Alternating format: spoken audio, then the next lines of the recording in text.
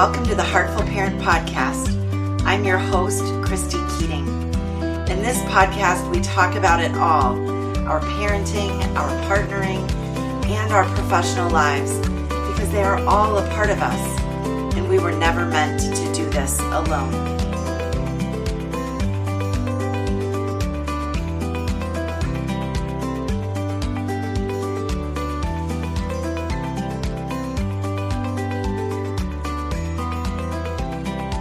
Hey, podcast listeners. I am thrilled to be back with you for another episode of the Heartful Parent Podcast. And I hope that you are thrilled to be here as well and to take, a few moments today to pause, to breathe, and to check in with yourself and your parenting. That's what this podcast is all about. And it's always my goal to bring you new and interesting ideas or perspectives, different ways of thinking about things. And I think today's episode and interview are no different. This is kind of a fun one. And the reason it's kind of a fun one is because my guest and I sort of start out on one trajectory and we kind of end up in another place. So, I hope you enjoy being along for the ride today as we explore some really, important themes or aspects of parenting.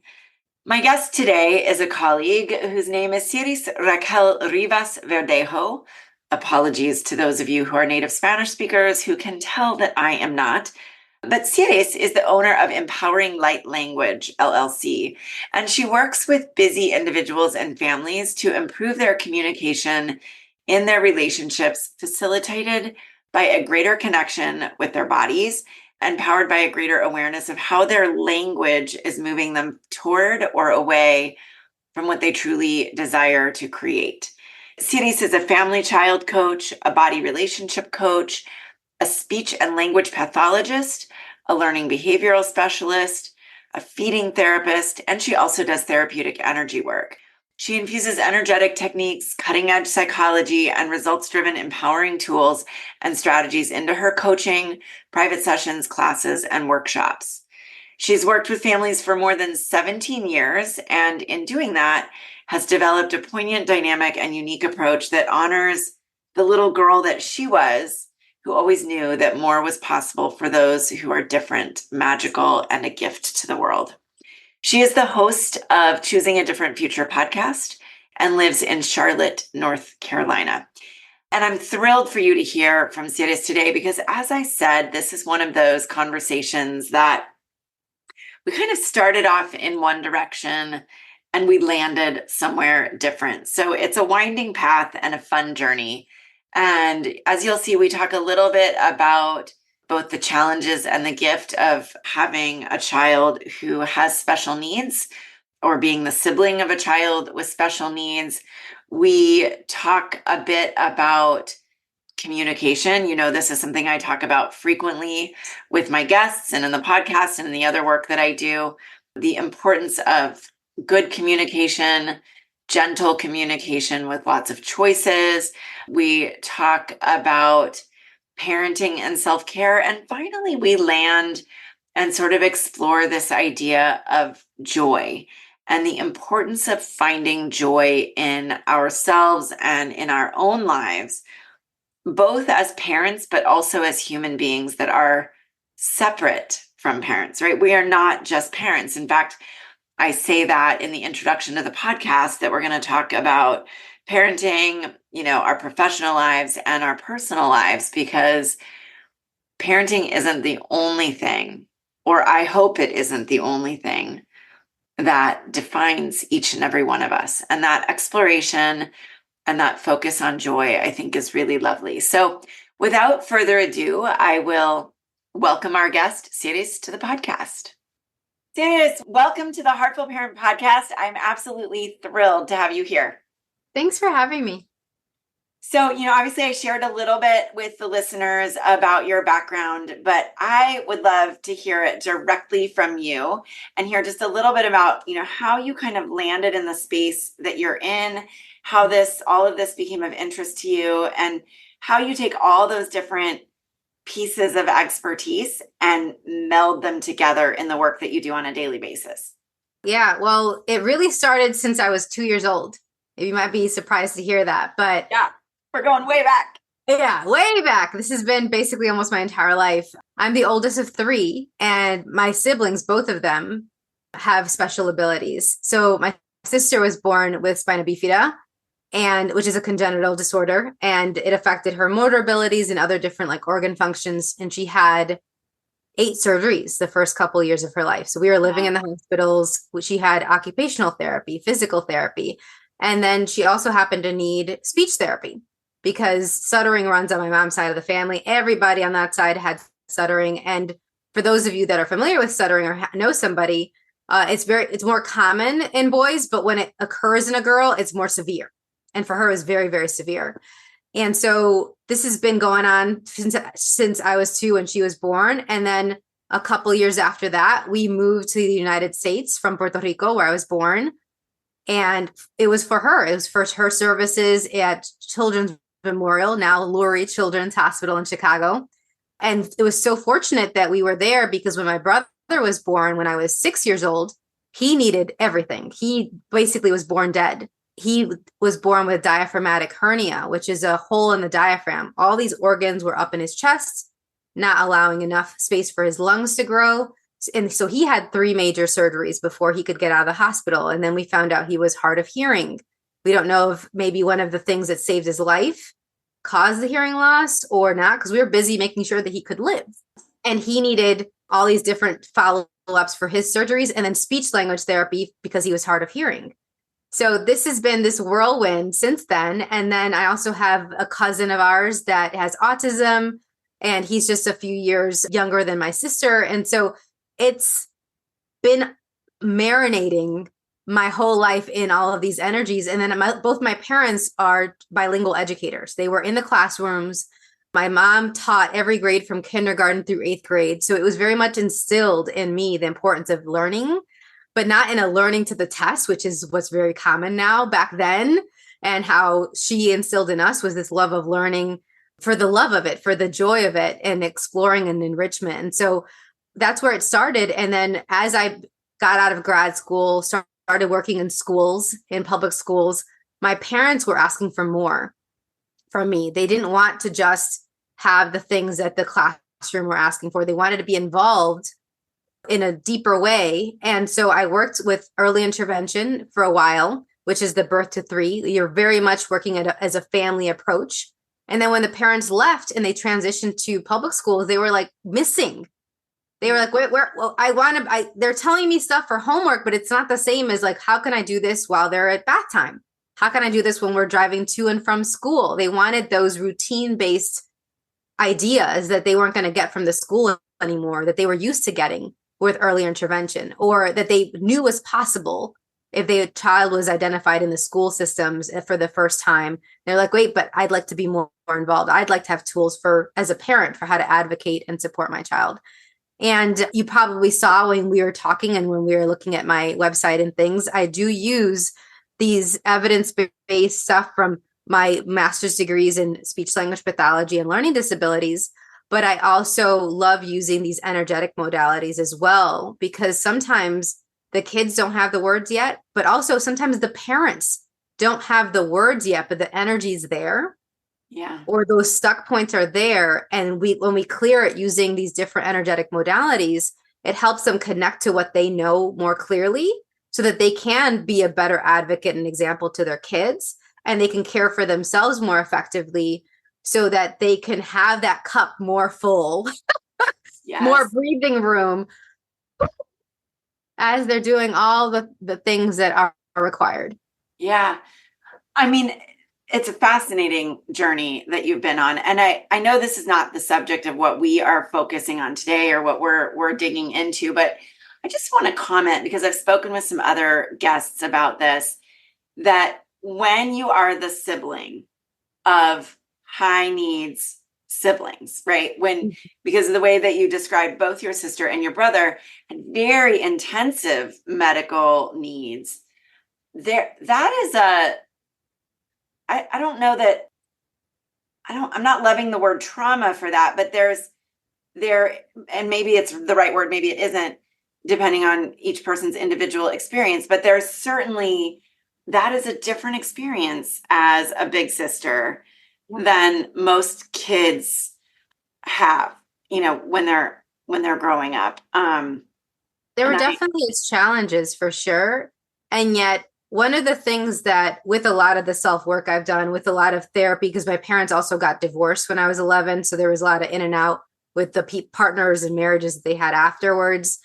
While all of this was going on, I'm so fortunate to have gotten these tools, both the energetic and the psychological, to look at it in a different way. And actually, fortunately, it's funny that we're talking right now. Earlier this month, I was featured in the Exceptional Needs Today magazine, where they asked me to write about the ways that being a special needs sibling enhanced my life and actually led to my success.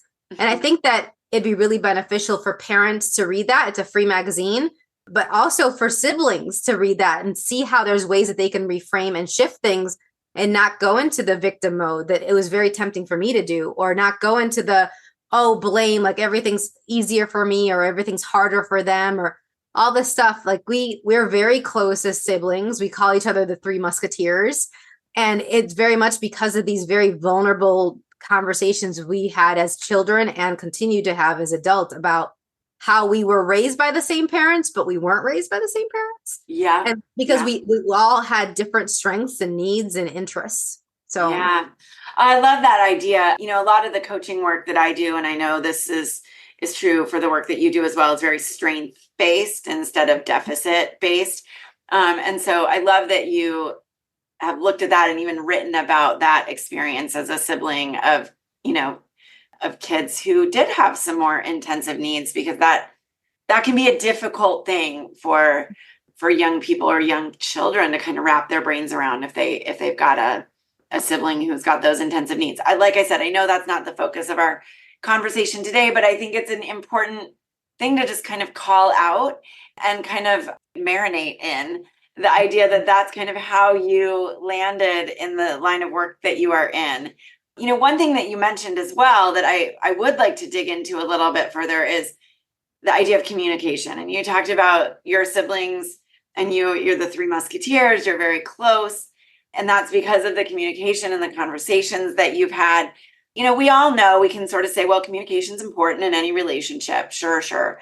Right. That sounds fairly obvious, but it's not practiced very well by very many of us, if we're being honest. Right.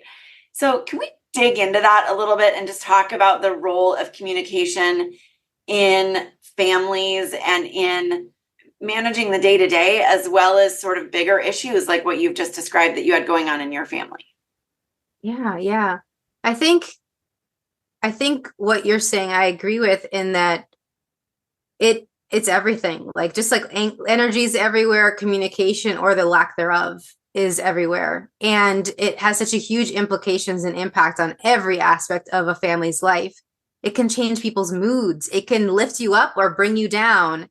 I find, and I'm a little bit different in this, in that I feel that communication is a way of showing you're caring. And it's not just how you show you care for somebody else, but it's also how you show your self-care, how you can deal with your own self-care, how you communicate with yourself affects your mindset, your perspective, your energy level, just if you're hopeful or not about what's available and what's going on right now. And so one of the things that I start with my families when they're looking at communication is not just communication styles like assertive or a passive or aggressive or all of that, because that's usually something that's more for an adult. At the very early stages, a child's communicating to you through their crying, right? Through their wiggles, through their scrunching up faces and all these different things. And so looking at the nonverbal and the energetic, I love talking to people and actually having them communicate with a person's body and not relying on the verbal. This has been super, super helpful for my families who have children that up until now, they've been told that they're nonverbal. And maybe they will be quote unquote nonverbal for the rest of their lives, but they're communicating in so many other ways. And so when they get to have a greater connection with their bodies as a caregiver, and they're willing to be attuned and acknowledge how many messages they're getting from their child's body without waiting for the words. One, you can use that to then incentivize them to start speaking more, but you don't have to wait for that to make sure that they're less frustrated, to make sure that you build this trust and rapport. You're creating, beautiful memories together. I have a goddaughter who lives in Texas. And I remember when I went and visited a little bit after she was born, I started talking to her parents about how you can get a yes and a no with her and her body, and use that to be like, okay, is she crying for a bottle, a diaper? And they would get the yes and no. And they're both in caregiving fields where they're used to working with adults. So they were petrified. Mm-hmm. And this one skill of getting, okay, body, what's our yes? Me and this child's body, what's our yes today? And seeing how your body moves, how it feels, what words or sounds come to mind. That could be, the yes can come in many different forms. And then, okay, what's our no today? And even just us, I'm doing this with your body right now. Yeah. The no is like, this pulling down from my belly downward. That's our no. So it's like, okay, that's our no. And now I can be like, all right, are we going to go here and talk about this now? Yes or no? Are we going to go here and talk about this now? Yes or no? And you can do that with your child about what to wear, what to feed them, or should they do this extracurricular activity or not? All of that. And it's super empowering for the kids to have their yes or no. Mm-hmm. So when the parents talk about that as they embody it, they're an example, they're using their yes and no's aloud to them and doing those think alouds, the kids pick up on it. It's like, I wonder what my yes and no is. And then think about the implications for that when they're creating and choosing their friends, when they're choosing their careers, when they're like deciding what interests they're going to nurture and which ones they're not. It's a small tool that's very simple, but super, super powerful. Yeah. There was a couple of thoughts that were coming to my mind as you were speaking. And the first, when you first started talking about communication, it strikes me that, and this is really the heart of what you're saying, I think, is that communication happens in a lot of different ways. And so, I think it's so important for parents to remember that when we're not talking, we're still communicating. Mm-hmm. Right? That there may very well be really profound or really terrible messages that we're sending to our children, even though we're not saying a word. Mm-hmm. But then the other thing that really was sort of jumping out towards the end of what you were saying is asking kids to kind of get into their bodies and figure out what's your yes and what's your no. Because just last night, I was helping my teenage daughter as she registers for classes for next year, which will be her 10th grade year. And fortunately, she has a lot of really wonderful classes to choose from. And so we were sort of, I was saying, like, what's your body telling you? What's your gut telling you? Mm-hmm. I was probably not as effectively as you do at Siris, but trying to help her get into that body feeling of what's the yes and what's the no, and where do you want to go with that. More of that in the world, please. That's what I'd look to see. More of that. And even just being willing to have those conversations, period, instead of functioning from all the have tos. Mm-hmm. Like it's like, oh, you have to take this class, you have to do this, and then it'll lead to this thing, and being not very linear with the process. I think that's really commendable. Yeah. Well, I have to say, she looked at me at one point as I said, I don't think you can choose wrong here. And I think she expected, my husband and I to have very clear ideas of you should take this class and this class and the most rigorous ones. And at one point, we sort of said, well, why don't you take not the AP class there, because you've already got another class that has to be AP. Mm-hmm. And I think that was so liberating for her, which is, again, we're a little off track, but to just remind our kids that they have so much choice in this, that sometimes in their lives, that sometimes we take over with our own yeses and nos without listening to theirs. And I love that point, because your yes may not be your child's yes. Like something that could be a yes for you may not be something that's a yes for your child. That's why I ask it very succinctly. Instead of doing each individual one by one, I usually I teach the families how to get a yes for the entire family, or each like pairings that's trying to make a decision about something and how that feels, and they'll notice how it changes depending on how many of them are involved in a discussion or a situation. And we each have our own individual energies and strengths and gifts that we bring to the table. And then it often brings up that, like, okay, what am I bringing to the table? Where am I strong in this? What is easy for me? What is a little bit harder? Yeah. It's not something that this is not the type of communication that you learn in school, right? No, not The at sort of all. getting into yourself. And it's not the kind of thing that many of us as parents, and I told that story from last night, but I don't want to say that I'm always great at doing this. I would be listeners that don't take that message away. I'm not always great at this, but I work at it. Yeah. That slowing down and really trying to tune in to one another. Coupled with all of this, Siris, I think we as parents, we are all trying to, we're all trying to meet the needs of our children. Certainly anyone listening to this podcast is not listening, because they don't care. They're listening because they care, right? They're trying to meet the needs of their children. Ideally, and I don't think this is always true for us, but ideally, they're also trying to meet their own needs. Mm-hmm. And too many parents kind of let those fall by the wayside.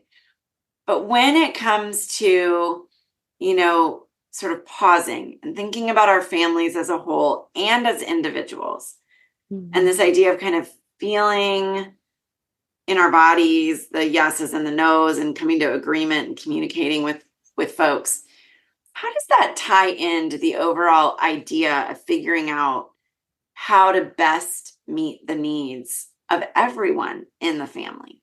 Well, I mean, I think a great question to start with, no matter how old the parent is or the number of family members are in there, is just what brings you joy and what brings, I think a lot of parents, and I agree with you, I see it all the time. It happened with my parents. It's just part of why I was like, okay, let me really make sure I keep being present with this and checking in on this, is they were so consumed by all the doctor's appointments and therapy appointments. And then we started extracurriculars when we were older. So I was in tennis and my brother was in soccer and then basketball, and my sister loved art. And so it was just so many things. And I asked my mom in my 20s, when I'm looking at this career, I was like, how did you do it? I have a hard time with just my career. And I don't have all these kids, I'm not doing all these things that you're doing. And she was like, things had to go. And I hear that from a lot of my parents now, is like, things have to go. But unfortunately, like you said, a lot of the first thing that goes is them, is their sense of joy. So I actually love starting with that as a family discussion. And sometimes it's the toddlers and they're drawing what brings them joy, and it's the colors and they're doing the big thick crayons, right? And then I have the teenagers that might be doing some digital art or like finding images and stuff. Before, years ago, when people still read paper magazines, we would do those collages of the different things that brought them joy. Now it's shifted a little bit, but it's interesting because then the kids start seeing their parents actually consider that for themselves, because the actions speak way more powerfully than the words. The kids are watching us. They want to see, is there congruency? Are we being hypocrites? Are we walking the talk? Are we saying, yes, you be happy, but then when you get to be an adult, you're going to be miserable like me. When you have kids, you're going to be miserable like me. So I love having this as group discussions or as a tabletop discussion at the kitchen table, and having everybody in their own way, either writing down, drawing, thinking about, and just talking what brings them joy.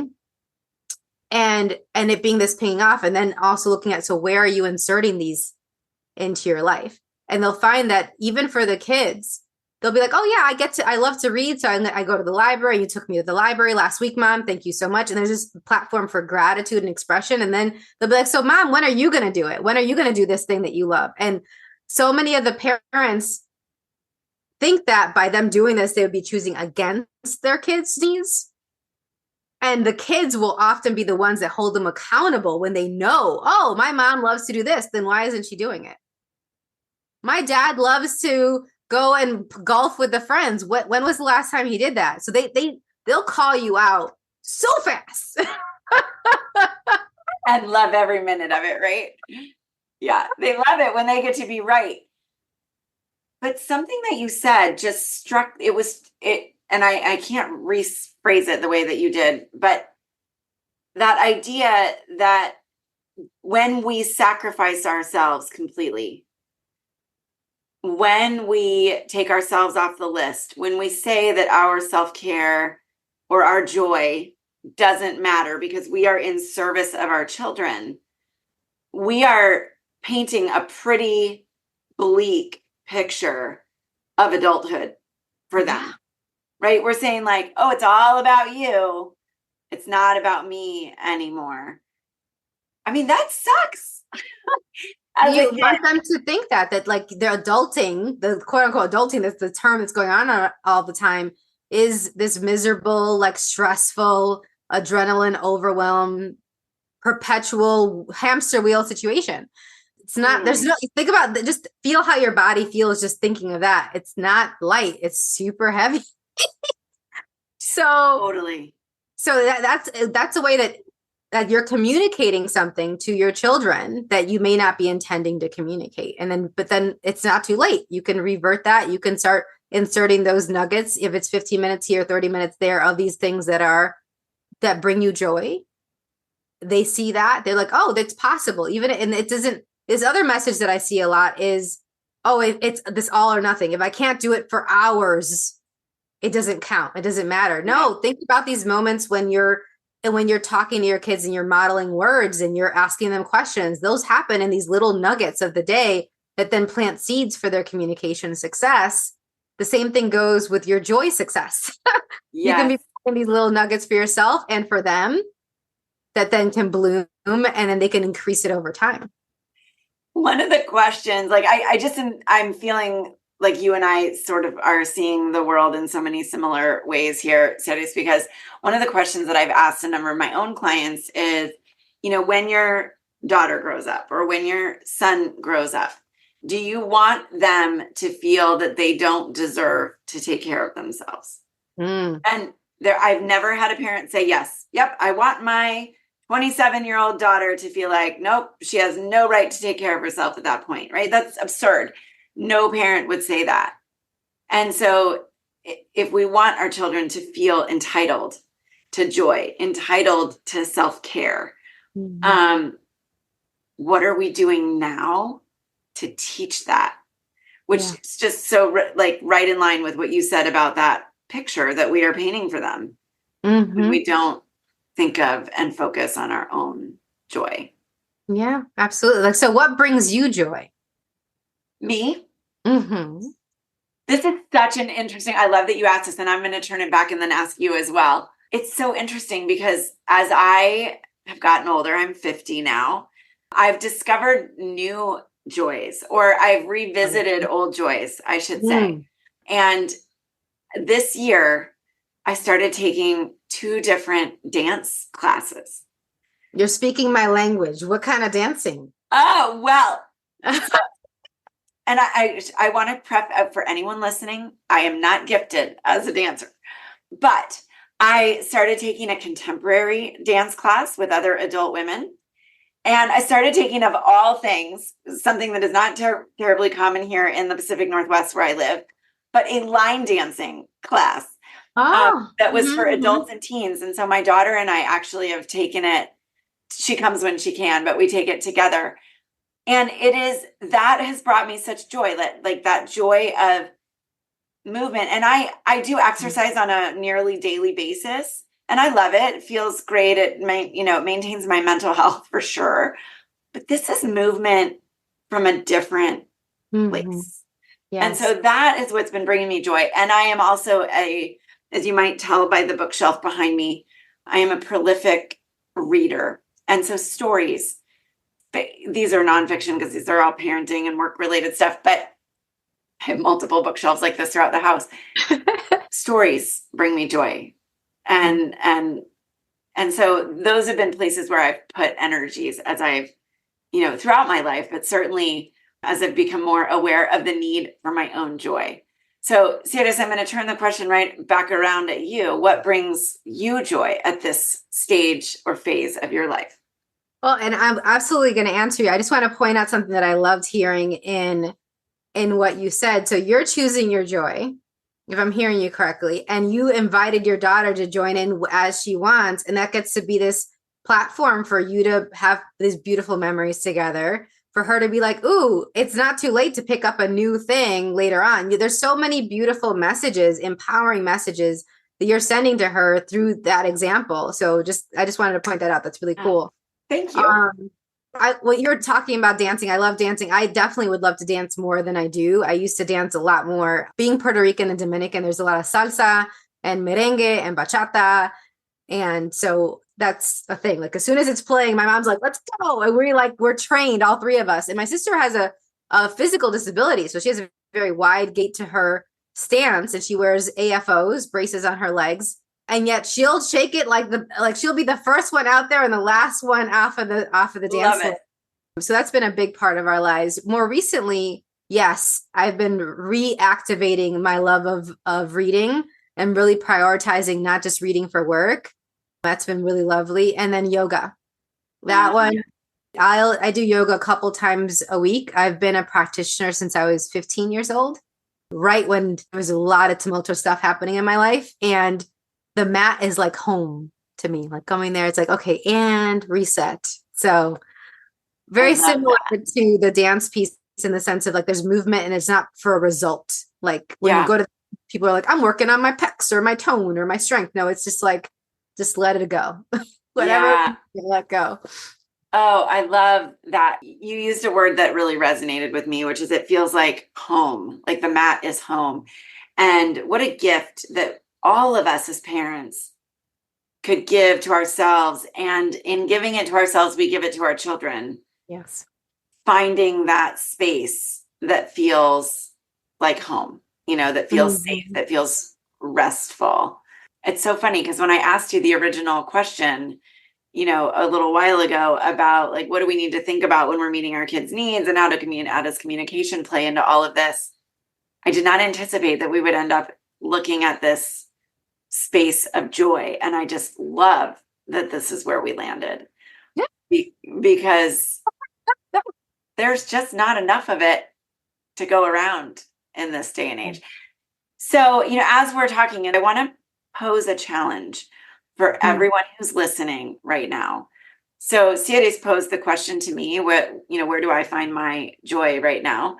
I then turned that around on Siris, and I think I can speak for you in saying we would all like to challenge everyone listening to answer that question for yourselves right now. Mm-hmm. Where is your joy? And if you don't know, if you aren't finding it right now, where do you need to start looking? And maybe that's a great next question for you, Siris, for those parents who are like, I'm so caught up in work and doctor's appointments and, getting one kid to soccer practice and the other kid to piano lessons and, helping my other child study for their AP biology exam. And the other kid is, I have a high schooler and a first grader. So I feel like I'm all over the board a lot of the time. For those parents who are listening. Very different developmental stages. Yes, for sure. So for those parents who are listening going, yeah, great question, ladies. I don't have joy. I don't have time for joy right now. But they're saying, but I also hear you that I need to set that example.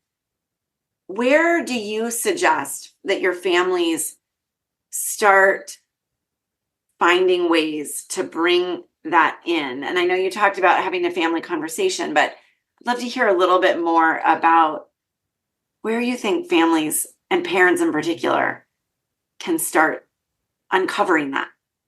I had a lovely woman. I'm still in touch with her. I just adore her and her family. But she reached out to me initially because she had concerns with her 1 and 3-year-olds and their behavior and just the chaos of all of the things. They're all still at home, and the 3-year-old hadn't gotten to preschool yet, and she was just feeling really lost in all of that. And she was like, I wanted to get behavioral strategies for my kids. And then she realized, I do not have a sense of joy. I am really feeling like I'm lost in all of this. And I think it's affecting me, how consistently I implement behavior strategies that I know could work, or for me to be even clear on what I could do. And so she didn't use the word depressed, but you could sense that there were some aspects where she had some depressive moments.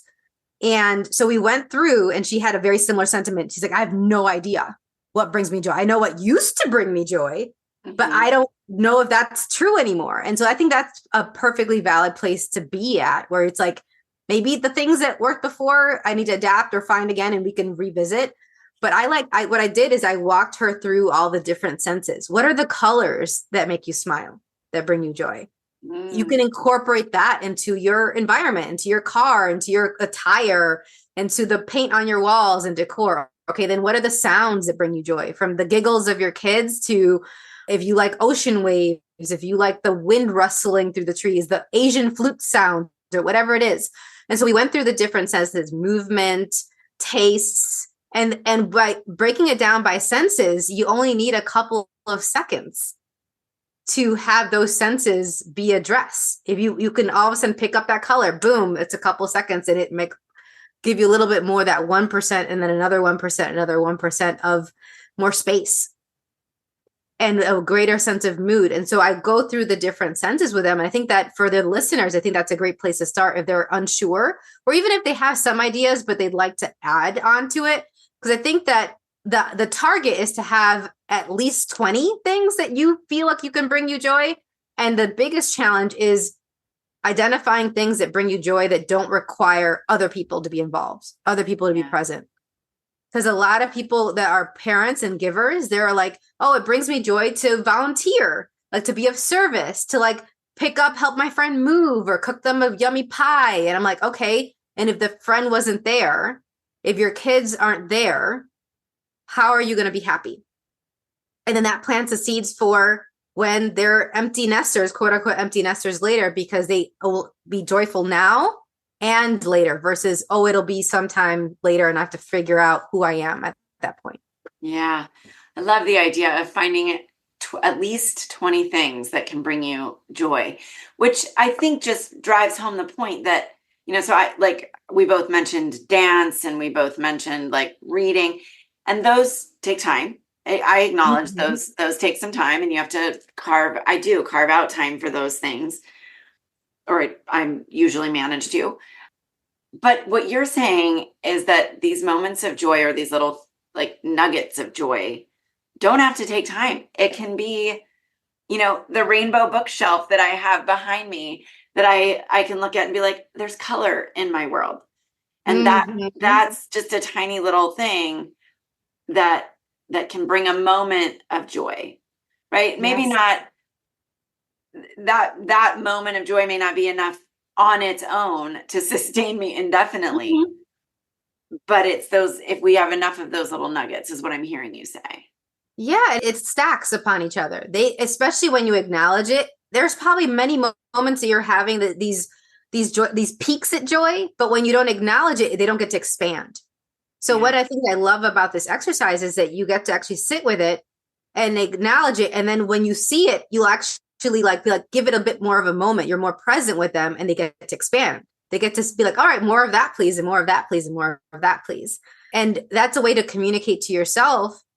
I am respecting myself. I am worthy. Like you said earlier, I deserve that sense of joy. And so do my kids. And let's find out what they are. And then it's a wonderful thing. Like my brother is such a beautiful gift of this. I was talking about it with my mom earlier this week. My brother loves knowing he knows his people. Like when he goes to the store, he loves sending me pictures and be like, I saw this and I think you would look good on it. This is your style, right? And he loves being like, yeah, of course. Oh my God, you found this thing that would totally rock. I would totally rock that. And he's like, yeah, I know. And I'm like, are you going to buy it for me? Or are you just like messing with me right now? He's just like, yes, I know them, like he'll listen to a song. He's like, I think that you'll love this song. And it's spot on. And he loves being known as well. There's a reciprocity there. That isn't one of the love languages that, Gary Goldman talks about in his Love Languages book, but I think that's definitely his. He likes being seen and knowing and seeing that I see you out here doing things. I see you being beautiful and rocking it. Mm-hmm.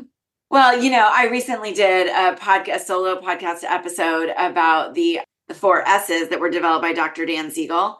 And those are that a child, we all have the need to feel safe, seen, soothed, and secure. And that seen piece is just so critical, which really brings us back full circle, what you were just saying about with your brother, to this idea of how we are communicating with our families and how critical that the communication, both verbal and nonverbal, and in the modeling that we are doing, is so such a critical piece of the overall health and success and happiness and joy.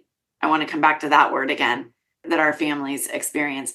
Siris, I'm loving this conversation, and I feel like we went in a direction that I don't know that either of us anticipated, and it's been. I just roll with it. I didn't anticipate it, but I love it. I'm here for it. Well, and I have to say, when we're talking, when we think about like what brings us joy, it's like little moments like this that bring me joy, and I hope it's bringing joy to everyone who is listening to this as well, and that as they, let this percolate a little bit.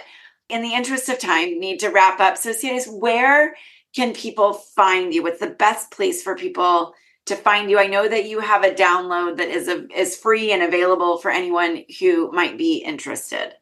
Yes. Well, the best way to reach out to me is email me. Email me at empoweringlightlanguage@gmail.com. My business is Empowering Light Language, so you can go to my website.